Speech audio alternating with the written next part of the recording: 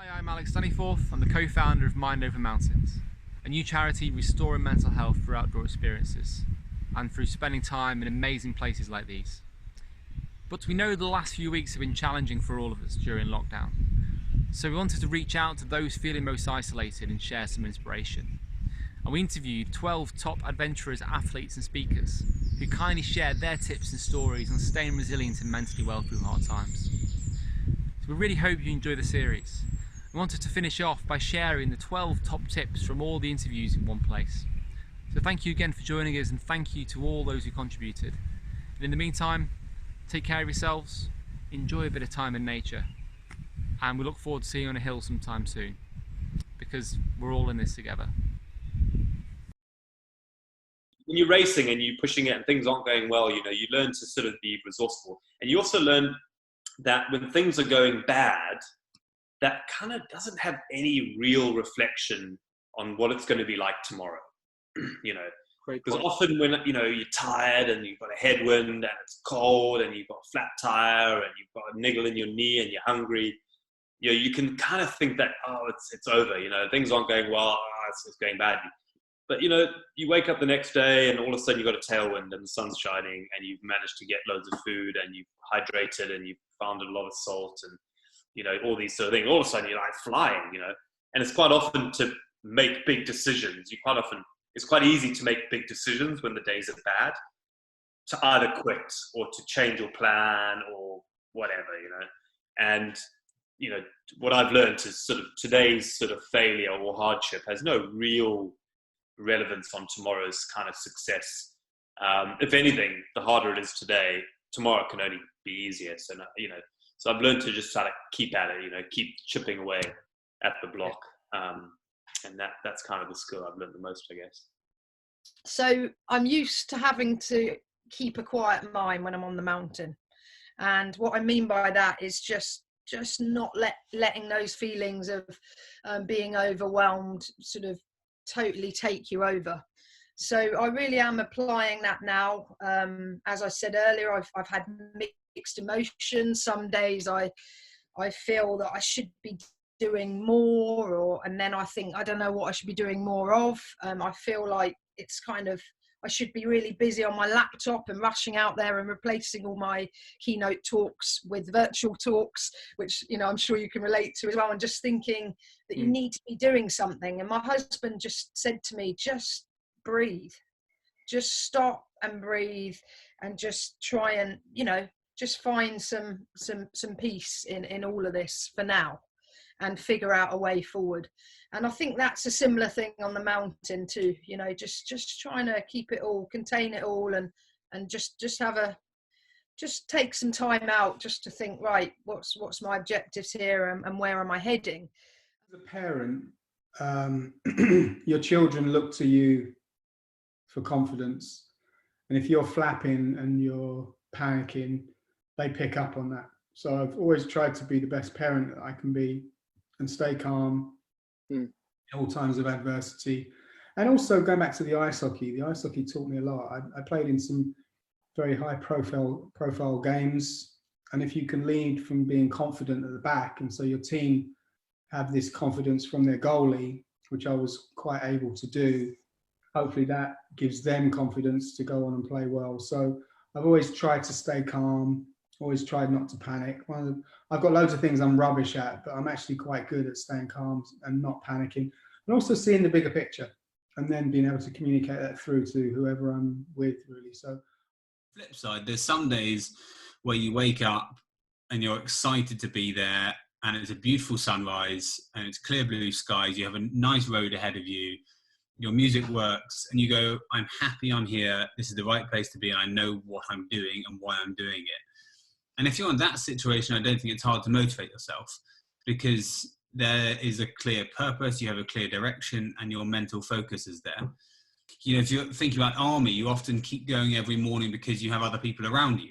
So if you're struggling, then the guy next to you is struggling, the guy next to him is struggling, your boss is struggling, your junior corporal is struggling as well. Like, everyone is in the same boat, and that gives you each a sense of strength as well.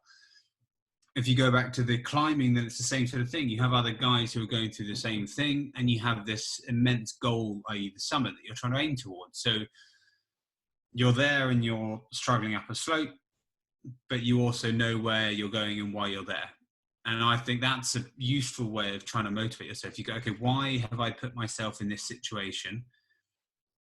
And where do I want to go? And if you can reevaluate those priorities and then understand it, then you can go forwards. Because the drive and the motivation that it takes to make a success of anything in life is hugely valuable. But ultimately, we get our sort of emotional even keel from those around us. It's not really about our achievements. That gives us a sense of worth, for sure. It's important to have personal bests and things we aspire to and keep pushing ourselves and the rest of it. But actually, the things that we remember the most and the things that we value the most is human connections. And you can't get them just by pushing yourself. So you might get endorphins going for a run. You might feel sort of physically better.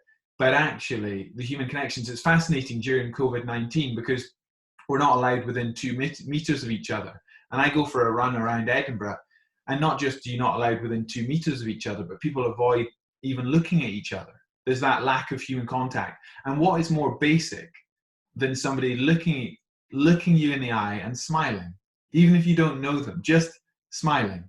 And there is something so simple and so compelling about that means more than, you know, just me going, how can I make myself feel better? It's just a human connection point.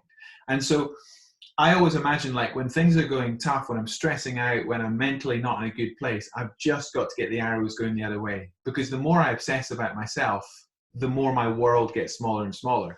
And that's one of the biggest learnings from me from that leg in terms of dealing with mental resilience, is that you don't have to be positive the whole time. In fact, trying to be positive the whole time is counterproductive. Yes, it's important to be optimistic, absolutely. And I'm very optimistic in coronavirus times now that at the end of the day, the world will turn out a better place for it. But I still have some very dark days at the moment when I think about what's coming up in the future with the business and et cetera, et cetera. And I think it's really important that we recognize it's okay to have bad days. It's okay to feel a bit down. And the next part about this is that when we feel down, what helps me is talking to other people about it.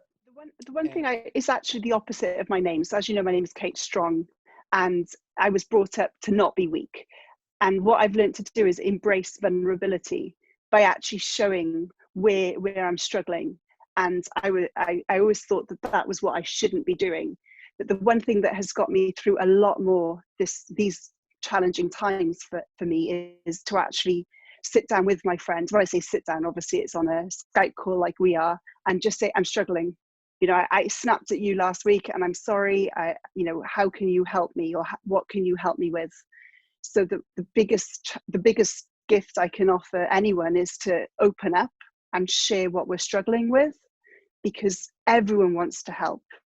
I would never say no if someone came to me asking for my assistance, and we can do the same for others as well by asking for theirs too.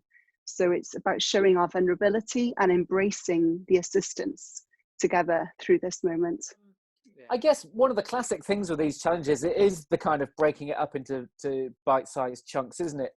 That's almost the cliched response, but I think it really works. I do quite like doing sort of 100-mile races, and if at mile 10 things are a bit challenging and you think, I've got another 90 miles of this, that can be really, it can be overwhelming, and it can put you in a negative or defeatist place. And I think if we think too much about our current situation and how long it might go on for, then of course that, for most of us, that makes us feel gloomy, and things like that. And I also think we shouldn't battle that too much. I think throughout each day I'm spending time. Yeah, there are moments where I get down where I realize it could be for a long time and has only just started in a way. But then hopefully, what I've learned in the sport, I suppose, is to try and concentrate more on the present moment and bring it back to, okay, well, how do I feel right now? And in both cases, you know, in the race, often, how is it now? Well, actually, most things are going well. We don't know what it's going to look like after this. So there's just wave after wave after wave of uncertainty of different kinds. And I think in that space, the most useful thing you can do is try and find a sense of control. And it might be quite small, and and some of it's really quite artificial, and that's okay. We know we're doing this. We know it's a strategy. It still works. So in that space is to find something where you're in control, to do something with it you've chosen to do something where you manage to see some little achievements. And whether that's your exercise plan or your language learning or the deep cleaning of the house or redoing the website, each person is going to find something a little different. But do something that you've chosen to do where you take charge and you can see results. And yeah, it's about trying to find control in a situation that is utterly out of our control, both as an individuals and frankly as a society. Me is I'm a massive believer in just exercise as being great for your mental health. So there have been a few days where I've been getting down, cabin fever has been setting in, I'm getting grouchy and grumpy. But when I've felt like that, when I've could feel myself going in a bit of a negative spiral, then I've just been like, right, I need to go for my daily walk or go for a run and go for a long run, and always exercise. Obviously for me, mostly hiking, but running or whatever you do, always just calms me, relaxes me, de-stresses me. Just, I know you've got to do it responsibly with social distancing and all the rest of it, but my daily bit of exercise, it would kind of be easy, I think, to not do it or to get a bit lazy and stay at home. But for me, I've just been exercising once a day, and I feel that really is beneficial for me and helps me kind of helps my mental health very much. In short, any physical activity that raises your breathing rate and your heart rate, gets you a little bit out of breath, what we call moderate to vigorous physical activity, will have physiological benefits. It will have psychological benefits. Movement directly impacts on us in a good way. It's just that when you get outside in nature, beyond the physiological impacts, there can also be some additional mental health impacts of engaging with the green, like, you know, for example, woodland environments or blue environments such as rivers and the seaside. And the nature is thought to be restorative. It's perhaps thought to reduce rumination and negative thinking patterns, according to some evidence. But leave that aside. If you're just doing, you know, home-based physical activity, you could be doing that really in a gym studio, in the park, or at home, and it probably isn't going to make any difference where you do it. But just cooking fresh ingredients and healthy ingredients, fruit and veg in there, I think does so much as well for us. I mean, at the end of the day, you wouldn't sort of put bad fuel into a car, for example, to run that down the road. So if you're always eating sort of bad food all the time and falling into those patterns, you know, you're not giving yourself the best chance to be mentally strong. You know, so I think it's keeping active, it's keeping fueled well. You know, it's keeping in contact with people. Again, if you are alone or living alone, away from family, you can quickly find yourself becoming quite insular in your life if you're not speaking to people. You're only ever a message away, whether it's social media or the video chat and whatnot. So just not finding yourself stuck and not feeling alone when you aren't alone.